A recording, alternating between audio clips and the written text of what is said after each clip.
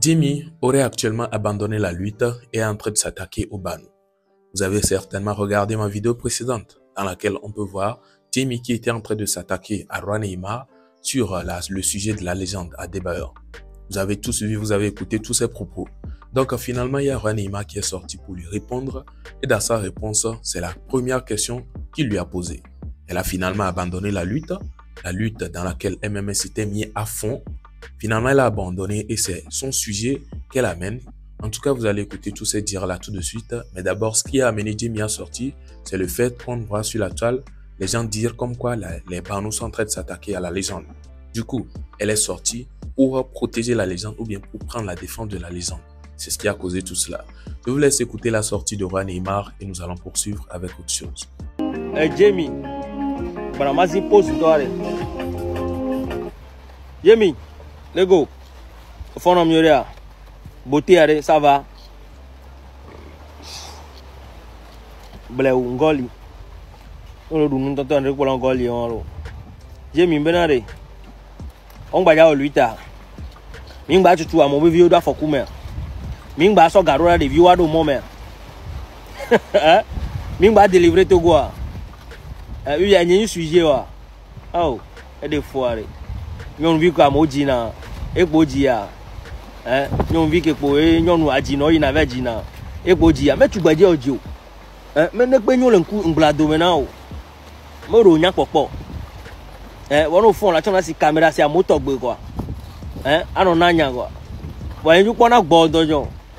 Azene pas boire. Maman on va ensemble. Ne le pas photo. Alors le pas vidéo. On va voir ensemble. J'aime le pas boire. On regarde vidéo je l'homme. On le bidji dans le Jimmy. Mais la bidji ou nenelo. Mais là les vieux on doit aller. Bien dire. Forcer là tout le Banouméa. Maintenant mes occasions et opportunités dans même télé ouais. Mais même sur vidéo que mes ghetto les champions, ghetto yo champion be ko les juniors, si les Cameroun les gladia, mais sur vidéo avant. Même télé sur ouais. Il y a même là tout le Banouméa si les kero. Même télé sur vidéo avant. Maintenant mes occasions, maintenant opportunité maintenant mais so amenye, mio amero mi do grand les Banouméa lo. Mi do grand les ghetto mi do grand les ghetto vinci.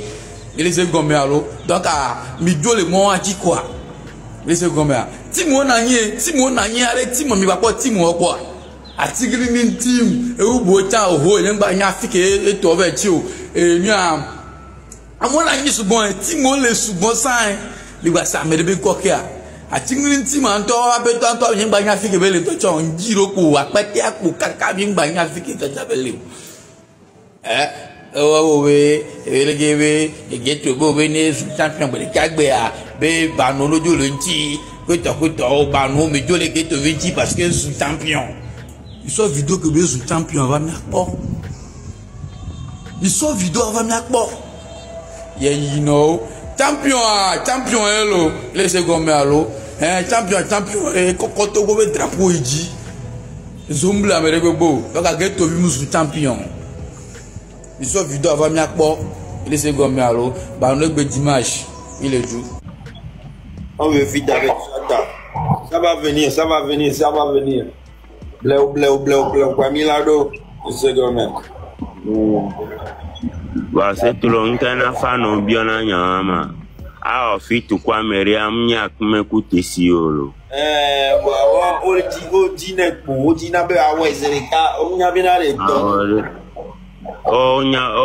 Nyanyore bena bolo fit kudo chata o manoma ina commentaire ori chata me commentaire me onya commentaire que la football funo ola o ekwipo o le beno tag chata on gba no tag o mi segbe afano mi segbe ashikambe mi ano chata me vidéo comme mi ano lo c'est le fit chata fit c'est le fit intolère les commentaires au kaka là bas oh be fit ya ke de vie en top sinon et puis mi pour mi blessant mi ngolo nous souko et puis mi ngolo nous l'Instagram dit kaka e be na ye fil na ha ye pita into blé Capture que me détonne à mi blague yo. Non, il me dit Fifi toi tu as rien Instagram, il m'a mis là comme message à Fifi tiens. Voilà. Nous que join, avant le dos message anti au Maourenka. Agbeto amunyamere gogo. Aye Maoulo. C'est nene me ine ndeke ole jamo me fita nene kamera le ji o chan fitu omunya. Donc omle nene o amere chama no ji nene. O fano mi chata me commentaire o gomme. C'est le fit sata. C'est le fit bandana.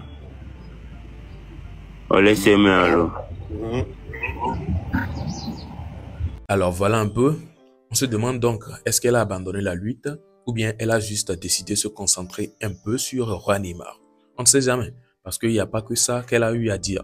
Elle a eu à faire un long live et elle a entamé plusieurs sujets. Si vous allez le remarquer sur la toile ou bien ceux qui étaient dans le live, vous allez voir que elle a parlé de beaucoup de choses. C'est juste une petite partie qui est le sujet de Roi Neymar. En tout cas, que pensez-vous de tout cela? Et aussi, vous allez peut-être, ou bien, espérons voir dans les jours à venir pour voir si elle a vraiment abandonné ou bien elle a abandonné la lutte ou c'est juste une manière de voir, d'attaquer autre chose parce qu'elle ne peut pas juste se concentrer sur une chose jusqu'à un long moment. Peut-être elle a juste voulu se divertir un peu avec certains autres buzz. Que pensez-vous de tout cela? N'hésitez pas à me partager vos avis en commentaire. Et non seulement ça, vous avez écouté Setlo qui est en train de parler de Shatta Wale.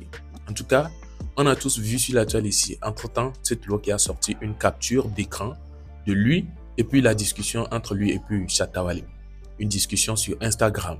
Et par la suite, on apprend que Shatta Wale ne lui répond plus. Ce qui veut dire que certainement, ou bien peut-être, quelqu'un est derrière tout ça. Quelqu'un est allé raconter quelque chose là-bas qui a fait que non, il ne répond pas. Parce que quelqu'un avec qui tu discutes bien et vous voulez même programmer des projets.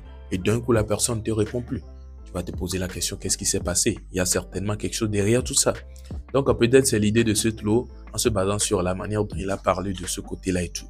Que pensez-vous? Est-ce que vous pensez que ce serait très bien ce featuring qui viendra dans les jours à venir? Peut-être, on ne sait jamais. Parce que il demande même de taguer Shatta Wale. Supposons que beaucoup de fans le taguent tout de suite, beaucoup de personnes le taguent. Et ils décident, bon, faire un featuring léger vite fait. Pourquoi pas? Ça serait très bien en tout cas. Que pensez-vous de tout cela? N'hésitez pas à me partager vos avis en commentaire. Déposez un pouce bleu si vous avez aimé la vidéo. Abonnez-vous si ce n'est pas encore fait. Et je vous donne rendez-vous pour une prochaine vidéo puisque nous sommes à la fin. Portez-vous bien. Ciao.